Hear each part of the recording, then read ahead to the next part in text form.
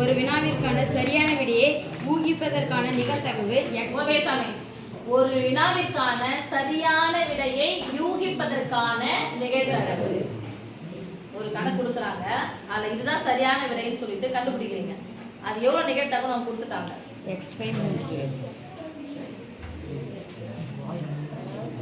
சரியான விடையை யூகிப்பதற்கான நிகழ்தகவு P of A அவங்க நிகழ்தகவு கொடுத்ததுனால தான் நான் எழுதுறேன் P of x/3.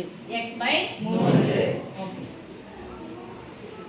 சரியான விடையை ஊகிக்காமல் இருப்பதற்கான நிகழ்தகவு x/5 எனில் x இன் மதிப்பை காண்க. இது சரியான விடையை ஊகித்தல். ஓகே சாமி. அடுத்தது சரியான விடையை ஊகிக்காமல் இருப்பதற்கான நிகழ்தகவு. ஊகிக்காமல் அப்படின்னு சொன்னா ஊகித்தல்னா P of A, யூகிக்காமல்னா P of A.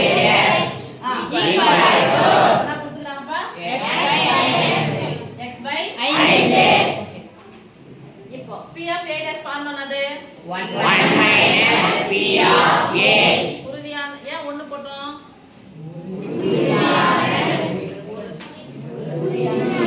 உறுதியான நிகழ்ச்சி நிகழ்தகவு 1. அப்போ ஒரு நடக்காத்தையும் கூட்டினா எத்தனை வரும் சொல்லியாச்சு.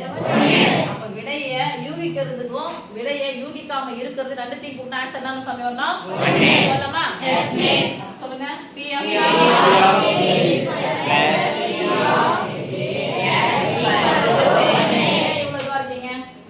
நடக்காத்தையும் கூட்டிங்கன்னா 1ன்னு சொல்லிட்டு ஆன்சர்.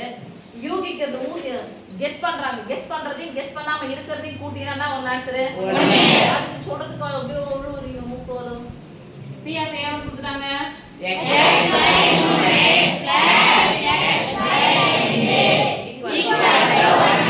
ஒரு பின்னையன் நடுவுல பிளஸோ மைனஸோ வந்துச்சுன்னா ஃபர்ஸ்ட் யாரை பார்க்கணும்? பகுதிகள் ஒரே மாதிரி இருக்கா வேற மாதிரி இருக்கா? ஒண்ணுக்கு ஒரு சம்பந்தம் இருக்கா இல்லையா? இருக்குதுன்னா சம்பந்தம்.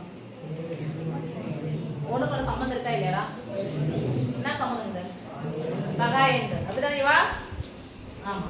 எப்ப ரெண்டுமே பகாயன்கள் ரெண்டுத்தையும் என்ன பண்ணிக்கணும்? பெருக்கணும். சம்பந்தம் என்ன? ரெண்டுத்தையும் பெருக்கு. ரெண்டுத்தையும் பெருக்கிறீங்க குறுக்க பெருக்கு.